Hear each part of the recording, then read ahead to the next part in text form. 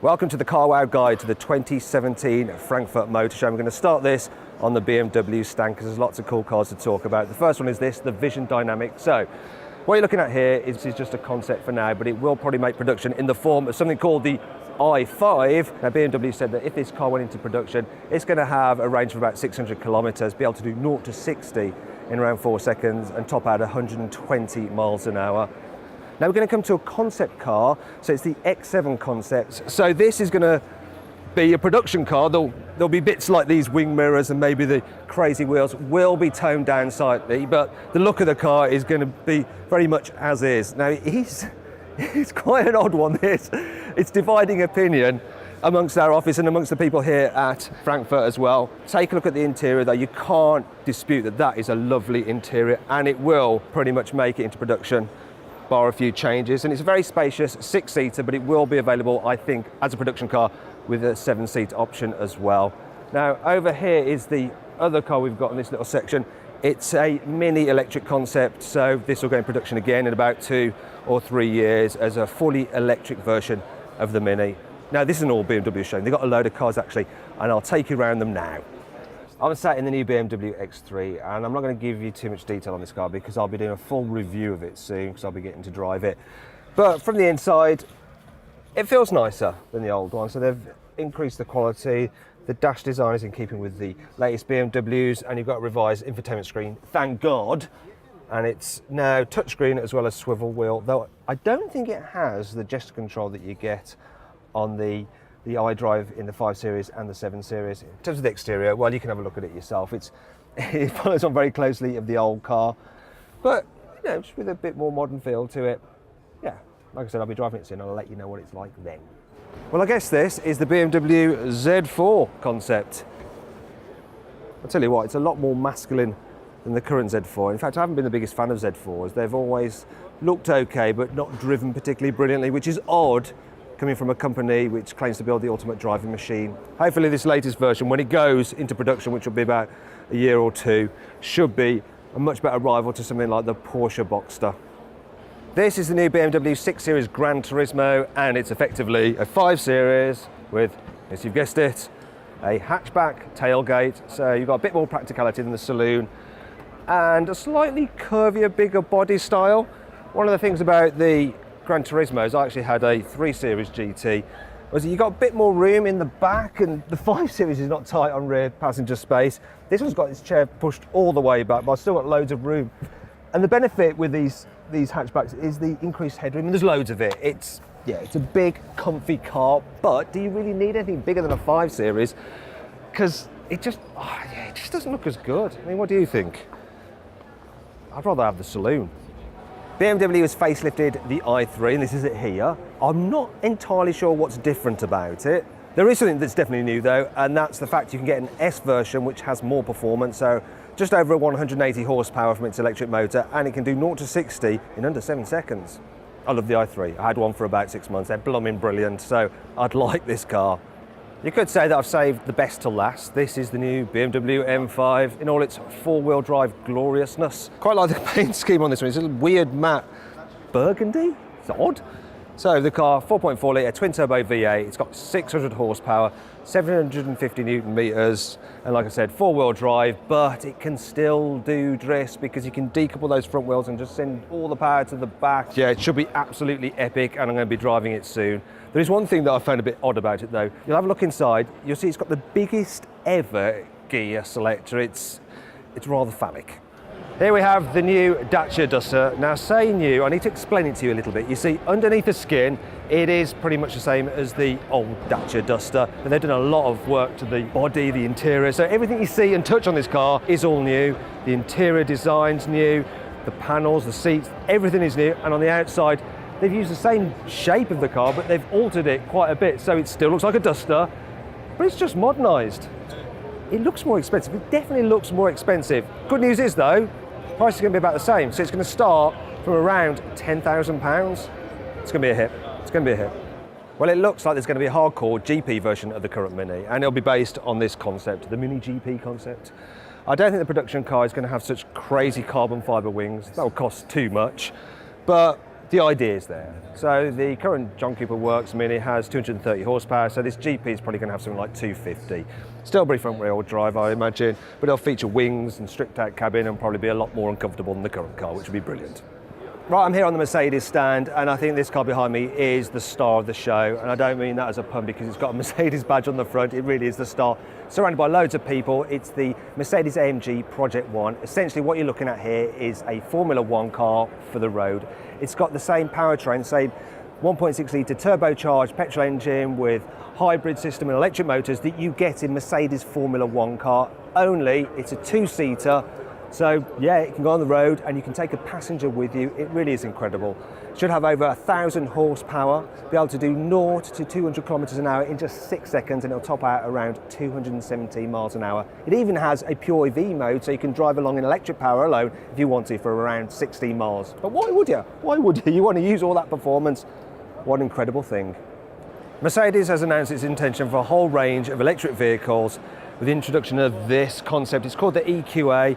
Now this particular car will actually form a production car which will go on sale in around 2020. It'll be a pure EV, and the size of it, well, it's a little bit shorter than a Mercedes A-Class, but it's wider and lower. The production car will actually be a 5-door. This is just a 3-door, but it shows the firm is planning a whole new EV range of vehicles.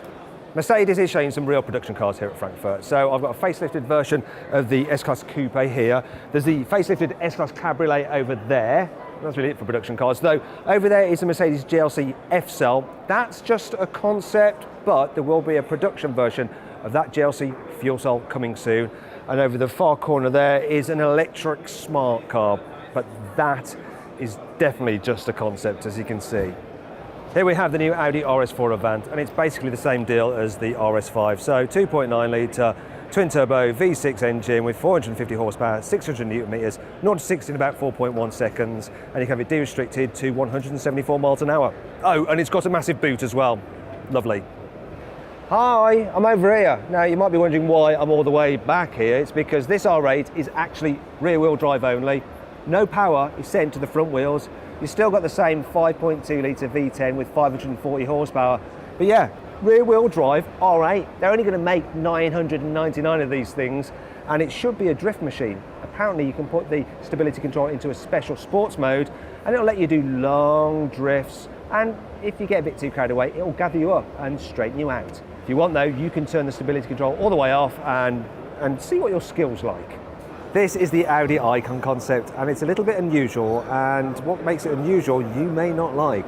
You see, yeah, it looks very concept-y. It is a concept car, it's supposed to be electric powered. That's unusual. What's unusual is that it has no steering wheel at all. Yeah, it's a driverless car, complete driverless car. So how do you feel about that? Do you think it's good that cars will be able to completely drive themselves and you won't have to play a part in it?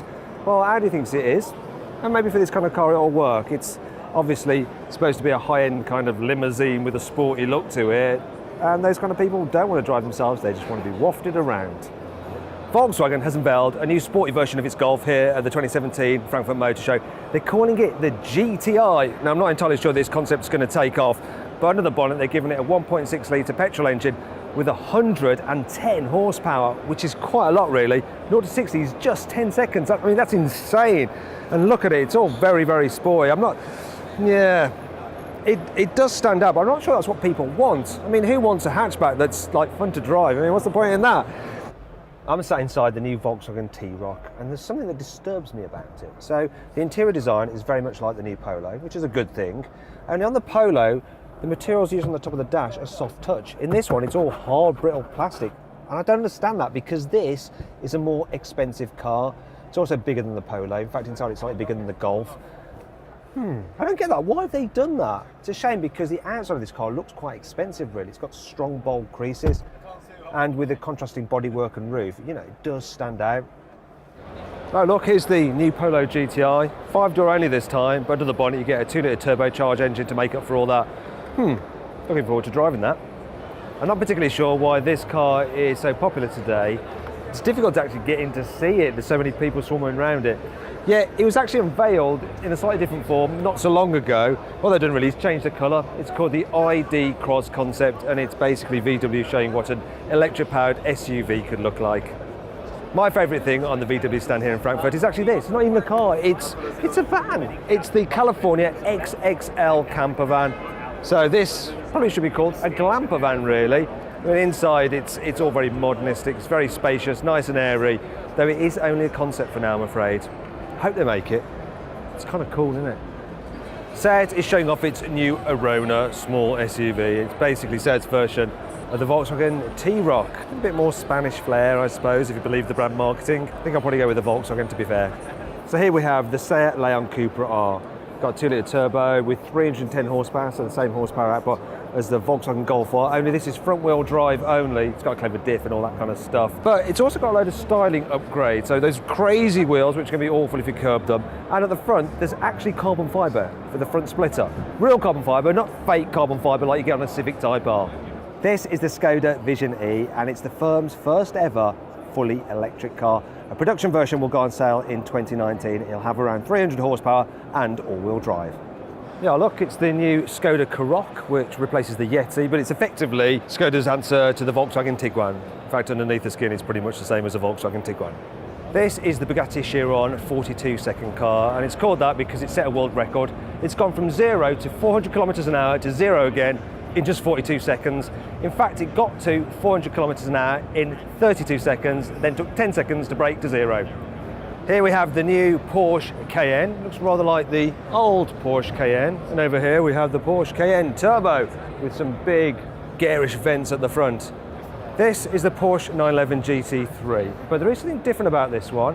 If you follow me around, you'll see what it is. So normal GT3 inside, you get it with a manual gearbox, naturally aspirated engine. But look here at the back, where's the wing? There is no wing. They've got rid of the wing. So if you want a GT3 without all that showy business at the back, this is your car, the GT3 Touring. I think I'd rather have this. Here we have the new Bentley Continental GT. Now it's clearly identifiable as a Bentley Continental GT, though it does look way more modern than the old car, which was a little bit bulbous. This one, it's sleeker, it's sharper. There's some amazing lines on it actually. And when you check out the interior, you will be blown away. It's gorgeous. Quality is amazing. It also has a high definition infotainment display, but you can press a button and that will flip round to either be hidden, or you can flip it around again to show 3 analog dials. One for temperature, one for air pressure, another is a compass. And of course it's a Bentley, it's supposed to be oldie-worldy, blended with the modern. They finally released it, the Renault Sport Megane. Actually, it should be Megane Renault Sport. So what you need to know, it's got a 1.8 litre turbocharged petrol engine, 280 horsepower as standard, but you'll be able to get a 300 horsepower version called the Trophy. The car is front wheel drive, but it's got clever suspension to minimise torque steer. There's also a limited slip differential available if you go for the Cup chassis with load stiffened suspension. You can get it with 4-wheel steering, so it aids low speed manoeuvrability and high speed stability. You can get it as an automatic, but thankfully there's also a manual version. Pricing, it's going to start from around £30,000, be available early next year. This is the Renault Symbioz. Now hopefully I've pronounced that correctly. What it is Renault's vision of the future car from 2030. So the idea is that it syncs with all your smartphone and all that kind of stuff, your digital life, but it also integrates seamlessly with your house somehow, like this. That's why there's like a couch over there and like an open plan kitchen and stuff. Bizarre. This is 2030 apparently, according to Renault. If you fancy some old school style hot hatch thrills, then Suzuki has the answer with its Swift Sport. So this car, it has a 1.4 litre turbocharged petrol engine with 140 horsepower. That may be modest, but if it's like the old Sport, it should be a lot of fun to drive. This car is all about lightness, keen driving and affordability.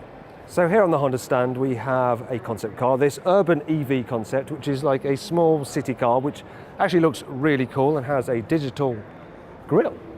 Obviously not a grille because it's electric, but yeah, where the grille would be, it's digital. Then over here we have a prototype plug-in hybrid of the CR-V. That's actually the European spec CR-V. The Americans have had a CR-V in this shape for quite a while now, but here's the European version. Behind me is the Kia Proceed concept. So the design of this car is supposed to inspire the next Ceed hatchback. However, it does hint that there'll also be a fastback version. If you're wondering what a fastback is, it's basically an estate, only sportier. Kia has also brought its small hatchback SUV thingy to Frankfurt called the Stonic. It's a weird name, really. There's also the Hyundai equivalent, which is called the Kona. That name's much better. I actually prefer the look of the Hyundai as well. This is the Chery Exceed TX. So yeah, it's a Chinese SUV. But the big news about this one is we're going to be getting it in Europe. That's right. First time ever, the first ever Chinese SUV officially sold in Europe. Now, as well as the Kona, Hyundai is also showing this, the i30 Fastback here at Frankfurt. So it's a swooping hatchbacky version of the i30. Looks a bit smarter. They've obviously got the i30N hot hatchback, and that's about it. In fact, that's about it from me from this show. I'm absolutely blooming tired, and this guy's just going to walk right across my shop. For the very last shot, I'd made it through the entire day without that happening, but he was waiting for me. He was clearly waiting for me. Anyway, if you enjoyed this video, please like it, share it, subscribe to our channel by clicking on the logo. Also, click on the video windows to watch more content. And yes, I may have missed out a few cars, such as the Ferrari Portofino, but here's a picture of it now. Hopefully that'll suffice.